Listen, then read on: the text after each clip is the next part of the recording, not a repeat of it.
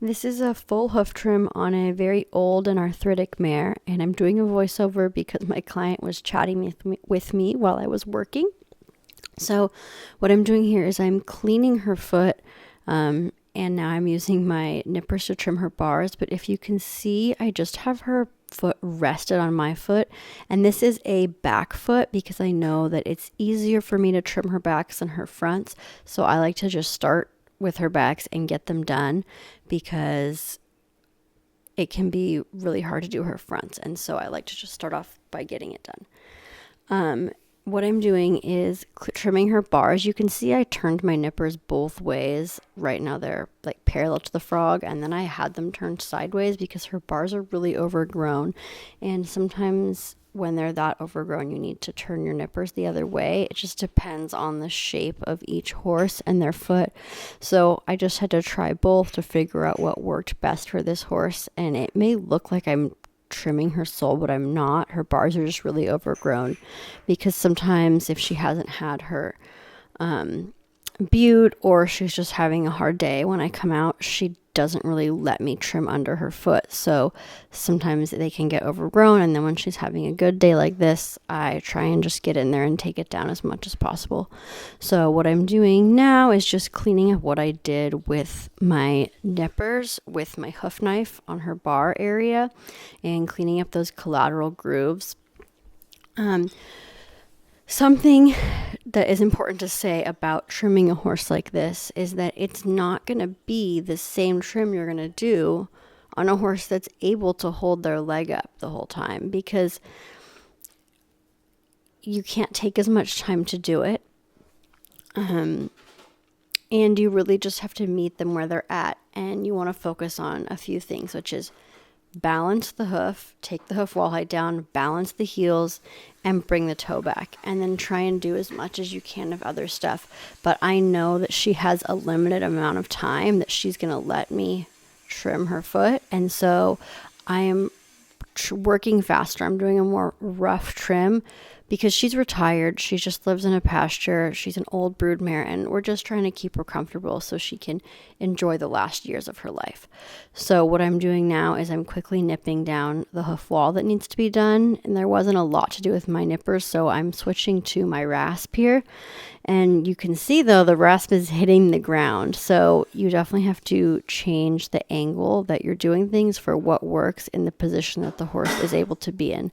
I was just checking my balance there because what I want to do is I don't want her standing on one heel higher than the other. She already has arthritis and joint problems, so that's why I just really want to make sure she's even and comfortable. And here I'm bringing the toe back, which is also bringing breakover back, so that's going to make it easier for her to move. And I'm trying to do a little bit of a bevel here, but I can't lift her leg very high, so I'm trying to do it without having my rasp hit the ground. And you'll see if you're working on a horse that has arthritis, just like this, I'm kind of balancing her foot on my leg. What works for you, what works for that horse, and it all depends on how much you trust the horse as well. Because if it's a horse you don't know very well, you're probably not going to want to get down on the ground near the horse. This is a position I use a lot, where I rest the back foot on my foot like that. And here I'm standing, but sometimes if I really trust the horse, I'll kneel down on my other leg too, which I may do that here. I don't remember. But if it's, say, your horse you've had for 20 years that you totally trust and, is safe, you can get in a more compromising position. Here we go. I just switched to the next foot, the other back foot. So I didn't bring her foot forward because she can't bring her back feet forward. It's too hard for her to bend her leg that way. So I'm just doing the whole trim from the bottom. And here again, just cleaning out the foot. Again, she has these thick bars. I think last time I was out here, she wouldn't let me do her back feet. That's why there's so much to do in that area this time. And there's where I was trying to have my nippers turn the other way, and I found it was easier to do it this way. She can try and take her foot back sometimes, but she's doing really well overall. So I'm just cleaning out this bar. They actually went all the way down to the tip like that. So that, again, is not sole that I'm trimming. It's just overgrown bar. And I'm opening up her central sulcus now.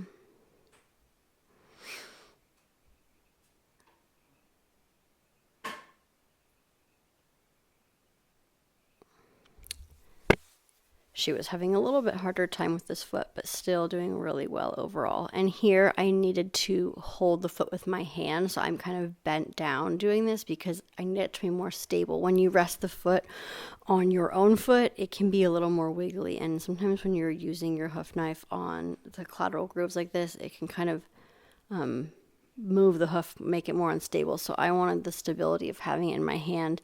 My hoof knife, I didn't sharpen it before I started, which I should have. So I was kind of taking a little bit longer to do this, which if I wanted to do a quick trim, which I needed to on her, I should have remembered to sharpen my hoof knife first. But I'm just cleaning out any little black pockets that I see there. Now I'm going straight for the rasp because she didn't have a lot of wall height. And I just want to take those heels down. My rasp is also dull. It's catching a little bit.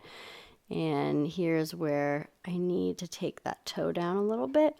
And so I'm lifting it up a little bit higher, her foot a little bit higher, just briefly, and checking my balance, but so I can rasp that toe without the rasp hitting the ground.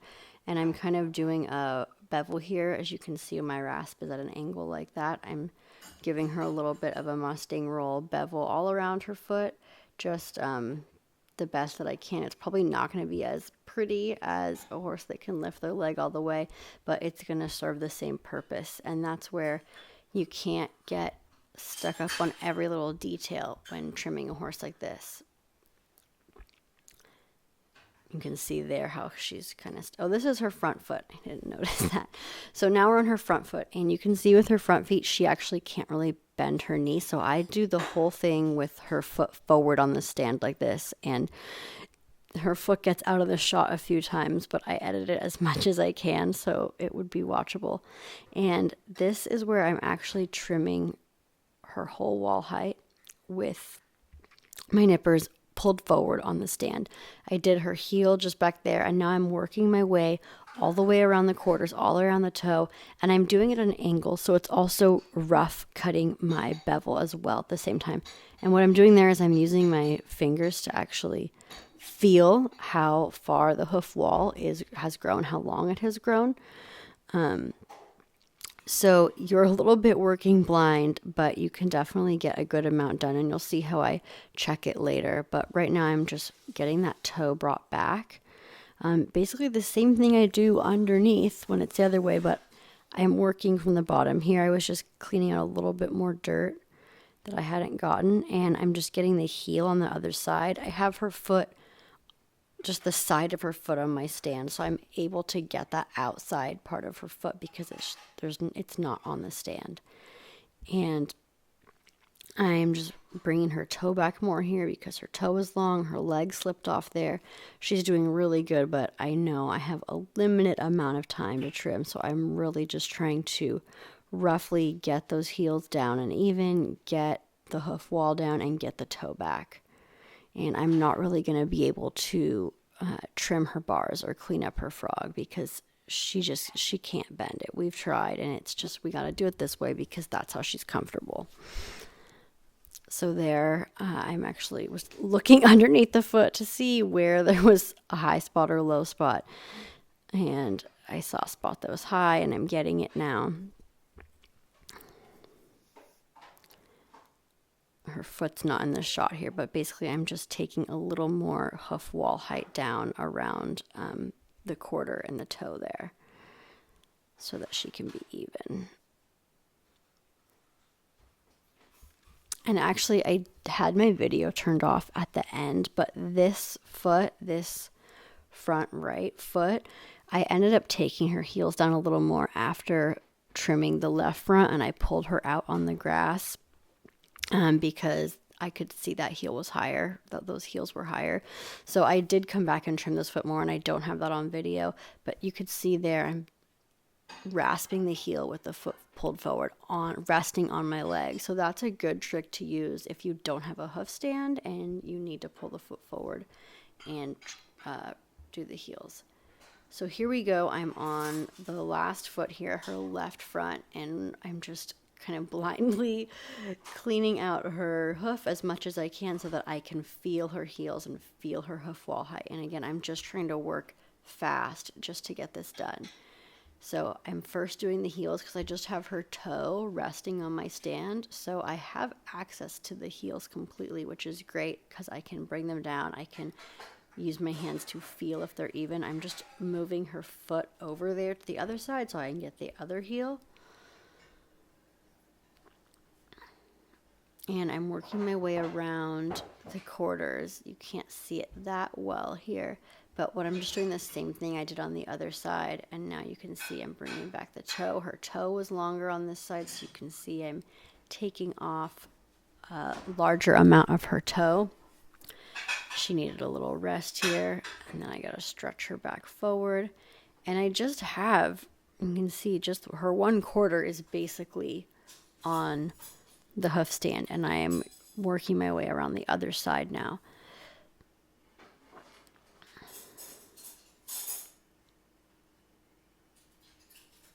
And she's doing really well holding her leg up for this long, so I'm just trying to go as fast as I can.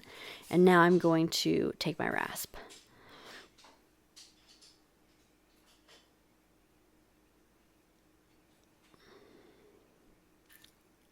Bringing that toe back a little bit more because this toe was longer than the other toe, and I want to even that out as much as possible. And this is one of those situations where you just have to know, okay, well, I can't really trim this horse's frog or clean it up or clean up these bars, and they will slough on their own. Any hoof that you don't trim will eventually self-trim. It's just better if we can do it for them, unless they're in the wild, then that's the best possible. But this is where it would have been too uncomfortable for her to hold her foot the other way. The benefit of me trimming her frogs and her bars was not worth making her be in that position she was completely uncomfortable in. So I'm just bringing the toe back as much as I can because that's what's going to make her the most comfortable, and feeling with my hands to make sure it's even. It's almost done here, and what I was doing there was just checking, again with my hands, the balance.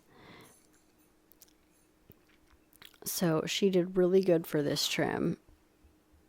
Just finishing up that heel there. And the other heel.